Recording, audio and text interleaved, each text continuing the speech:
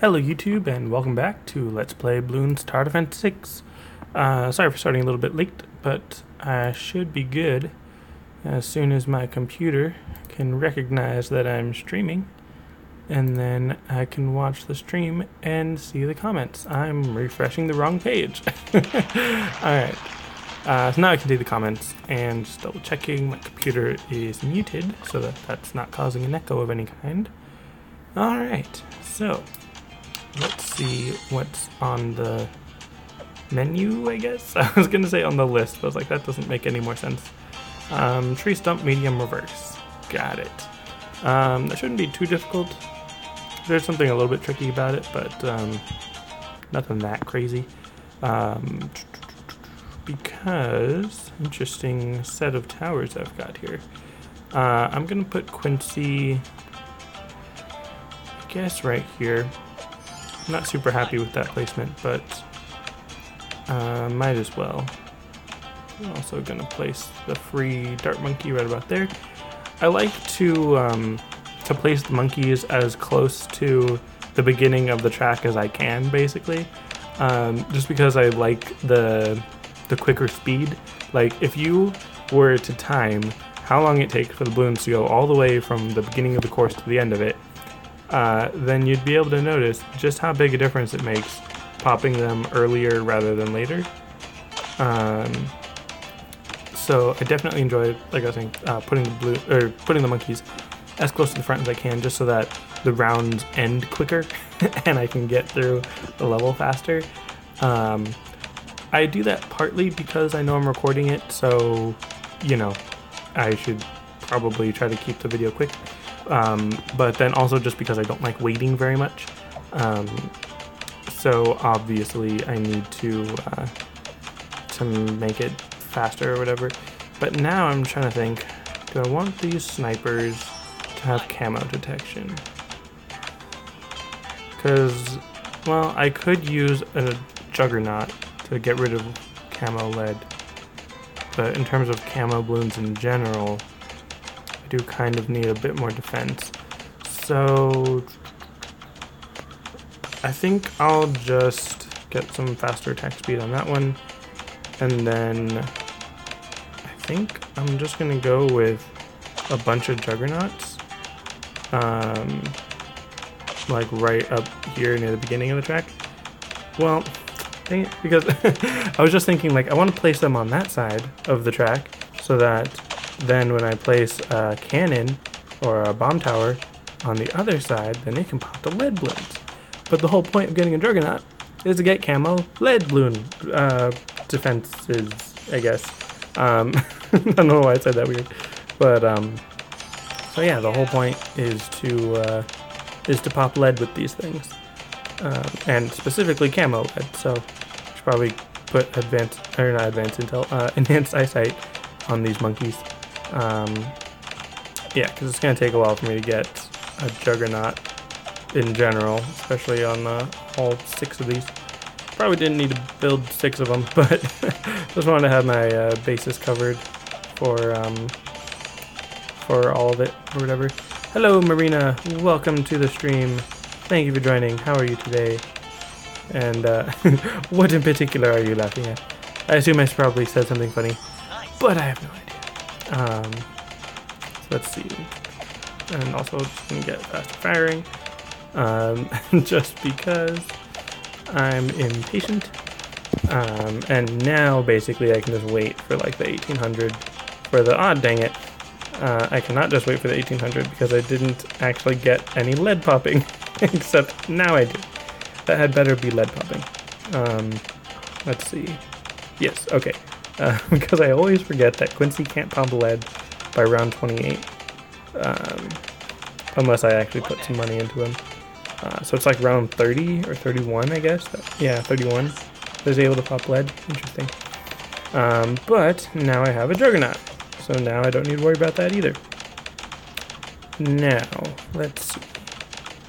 If I have 6 juggernauts that deal 3 damage each per Moab, that's like 18 per shot, which is like 10 shots. So yeah, I'm probably gonna. Well, I also have Quincy, and he does a decent amount, and the snipers. So I guess it shouldn't be too bad. If I go for that, let me just get a Spike-a-Pult, since those are a little less expensive. And then I know I'm just waiting for 1800 rather than not really knowing how much it takes to get from a regular Dart Monkey to a Juggernaut. Although, since I'm talking about it, might as well count. 140, 360, 660, and then 1800. So that's 2460 on top of the 200, so 2660 for Juggernaut, which is actually kind of expensive, a little bit. I mean, the Bloon Jitsu is like 29 something, so I guess it's not that bad. But oh well. Let's see, Juggernaut. I can pop leads and whatnot. And I know that you're kind of generally expected to make snipers pop the strongest tier Bloon for its targeting or whatever. But at the moment, I'm kind of just using it to pop any extra Bloons that get past that initial line of defense. Because obviously quite a few Bloons are getting past that initial line of defense. So I'm not too worried about that, about having them just set to first. Especially because since I'm not upgrading them to pop a lot of layers at once, I know that they're probably just going to be popping things into smaller layers, kind of clumped up together, and that's actually pretty good for the Juggernauts, so that when the Bloons come around on that second turn, then they can just burst right through them, basically, if that makes sense. And I just realized, like, oh yeah, our snipers don't have camo. So all those camo Bloons that just snuck on by, or that one camo Bloon, I mean, that just snuck on by was kind of funny. So anyways, we've got 6 Juggernauts now, and a Quincy. So, oh yeah, and arrows do triple damage to Moab class Bloons. Amazing, fantastic. Large caliber, because even if they're not specialized for doing extra damage, they should probably be doing a little more damage. Because, as I've kind of already hinted at, I'm going to be upgrading it with the semi-automatic upgrade, and then the like fully automatic, I think it's called. Just because I prefer the faster firing rather than the extra strength, basically, because you can upgrade it even more rather than essentially just upgrading it once for the MAME Moab or whatever. So anyways, let's see. And I was planning on using a bomb shooter and maybe a boomerang monkey. Boomerang throwers used to be one of my favorite towers. I used to love using the boomerang thrower, but I really haven't been using it often or recently, which kind of makes me sad.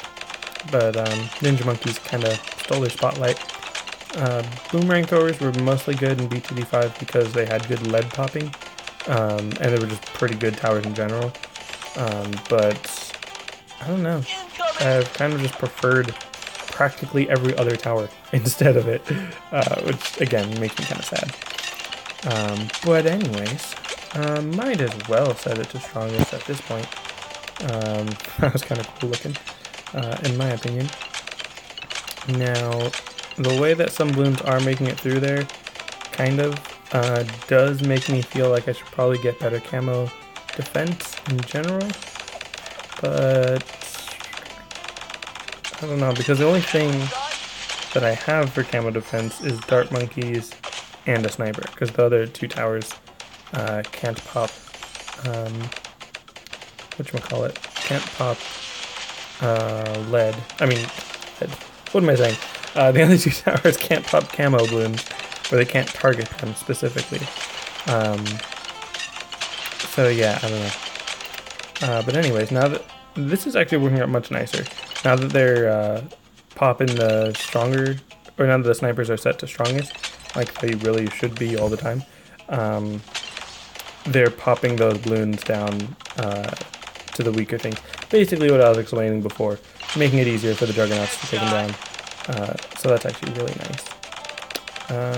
However, well, I mean, there's only 3 rounds left. I really shouldn't have to worry about very much.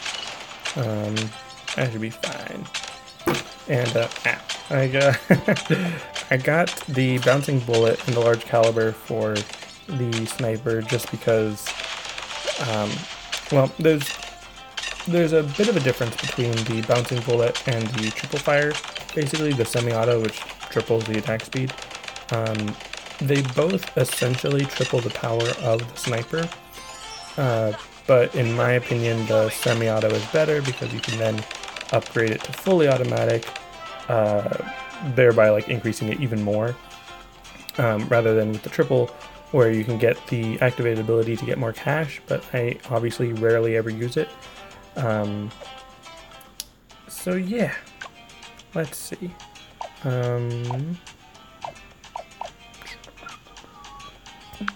What do I want to do? Because I guess I can just do another, just do this one. I'm kind of working on the mediums for, you know, all the tracks or whatever, all the extra mediums, like the extra challenges after you've completed medium, if that's the right way to phrase it. And I'm gonna start with a boomerang thrower just because I was talking about how I haven't really been using them recently, and I kind of want to try using them again. I feel like this is probably the best track, maybe, to use them just because of that curve. But I don't know, the curve of the boomerang hasn't been a huge factor, I guess, when I think about where to place a boomerang monkey. At the very least, not very much in BTD5. BTD6, I, for some reason, feel like it makes a bigger difference or something. I don't know. Probably because I always ended up getting the glaive ricochet, which can be really useful for taking down long streams of balloons or whatever. But the bionic boomerang is probably better for just general popping power.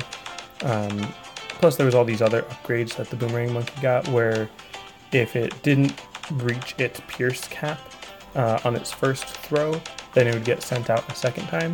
Plus, you could get double rings for the boomerang monkey, which was pretty awesome. So those two combined just made it a much better tower in general. And especially when you compare it or combine it with Bionic Boomer, it's just amazing. But then they essentially nerfed it. And let me just place this Dart Monkey to help out since it's free. And since the Boomerang Monkey needs a little bit more time to get to the Bionic Boomer.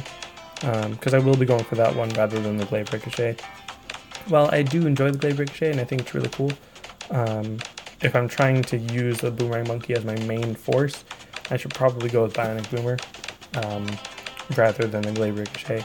Because it has obviously much faster attack speed, so it's much better at getting the small or straggling balloons, if that makes sense. Like a larger variety of balloons rather than the Glaive Ricochet just being a slower stream hitting balloon, or stream hitting attack, I guess. So I don't have camo detection, of course. I could use the Wizard Monkey, or what should I use for camo? Oh well, I mean, I don't really need to worry too much about camo yet. So now I'm thinking, should I go crossbow or triple dart? Let's see, I'm very indecisive because I don't usually use this strategy. I'm going away from my normal strategy, so I'm much more confused about what's a better plan. Let's see. Because I was thinking about using an Alchemist to buff the Bionic Boomer to see how strong that is. But I also kind of want to just use a Monkey Village because then I can get that primary boost. So that is much more expensive. But I do have a decent amount of money. So alright, I'll go for it. Place it as close to him as I can. Bigger radius. And gotta wait for jungle drums, of course. I always forget how expensive that is. And there we go. Ah, dang it, I forgot again that the Boomerang Monkey cannot pop lead.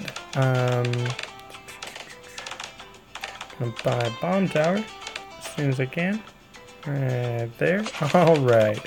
Just in the nick of time. Barely had enough money for it. But there you go. Got my lead popping. Alright. Primary training, so that, what does primary training do? It's, get more range, piercing, projectile speed. Alright, that's helpful, I guess. And, dang it, I don't have great camo detection, so this probably won't go that well, because round 33 is all camo balloons, but the triple dart monkey is actually pretty good, especially with the primary mentoring. So that's good, I guess. Alright, this is real interesting. I don't need to worry about camo detection yet, so Moab Mauler, just to help deal with the Moab. It's going to be coming up pretty soon. This is very interesting for me because I'm definitely not used to doing this strategy. Let's see. I'm going to upgrade the boomer. Don't really need extra range. Radar scanner, there we go. Just so that now all three of those have camo detection rather than just the dart monkey. So let's see. There's not a lot more. Primary mentoring just allows them to get the tier 1 upgrade for free, which I might not place any more primary monkeys, so that's not really that important. I'm gonna go with bigger bombs and heavy bombs so that it can pop through more layers. Because I don't really need the range or the shrapnel. For some reason I never really liked the shrapnel on the bomb shooter. I don't know, it just never felt very useful for some reason. Alright, so I was gonna say, like, to continue the trend of using towers I don't normally use, but I'm just gonna use this anyways. Huzzah! And might as well use that one. Because it's always between perishing potions or the faster throwing, which I would hope that the faster throwing upgrade allows it to give the buff to the other 3 towers faster, like more frequently. But as always, that needs more testing.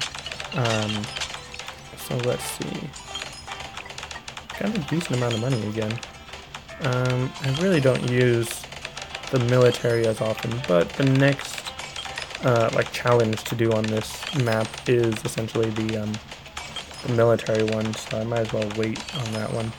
I'm actually gonna place the whatchamacallit, spike factory over here. Nice, I actually clicked on that on accident, but it's what I wanted anyways. So now I'm basically just waiting for 14,000. I'm actually a little bit surprised that my my setup here is actually working as well as it is. I guess I kind of needed the Moab Mauler, or the bomb tower in general, just because of the lead, but now that I've got the spike factory and the alchemist, I really don't think I need the bomb shooter. I think I'm alright, since nothing's really getting past that that pile of spikes, basically. So let's see. Yeah, I mean, I guess I can just wait for the 14,000 on the spikes, because they seem to be holding up pretty well. That Moab got taken down pretty quick, if I do say so myself. And again, considering that, well, okay, never mind. I was about to say, considering the spike mines aren't, or now they're spike mines, but considering they weren't really breaking through there, I didn't really need to worry about it, but now the ceramics were kind of tearing through it a bit. Not that they got very far afterward, but now that I've actually got the spike mines, it should be much better. And even hypothetically, if the BFB just walks right through the spiked mines, it should take it long enough to have to go all the way around the track and then come back to the beginning for the spiked mines to be able to lay down a decent enough layer to actually stop them. So that should be fine. No worries. And even though I was kind of saying that I didn't want to use snipers, or didn't want to use military, I'm going to use this sniper to actually go from a Moab, specifically because I want to give the BFB more time to wait. Well, that's not how you phrase that. I want to specifically give the Spike Factory more time to lay down mines before the BFB gets to it. So I should be able to do this. 7,000. Yeah, I only need like 200 left. That was kind of fast. Alright, there we go. Might as well set it to strongest, even though it's really only going to be attacking the only one there for the BFB. But yeah, on these rounds, I guess it does make more sense for it to be strongest because of the Moab and whatnot. And just because I have the money, might as well get primary mentoring. So yeah, that's definitely enough spiked mines to take down those Moabs pretty nicely. Huzzah! Yeah. Alright. So I'm gonna be ending stream in a second. Or, you know, ending the video. Let's see. You know, I tried doing ouch on deflation and it was surprisingly difficult because my normal strategy for deflation using Churchill didn't really work, which was kind of surprising. What's next on my agenda? Oh, that's right. Next is military only, which I'll probably do that like on my lunch break on Monday, so I'm probably not going to stream that one or Apocalypse. And then I almost don't want to make any more videos on logs, just because I feel like I've done a lot of videos on that track in particular. But let's see, for military, I almost feel like I shouldn't do many military tracks, like military only tracks, until I get more military knowledge. But I mean, they don't really seem super useful anyways, in my opinion. And the big balloon sabotage, that is actually kind of nice, but considering all the other things, that's not particularly awesome. But yeah, that's going to be it for this episode. Thanks for watching, and I'll see you next time.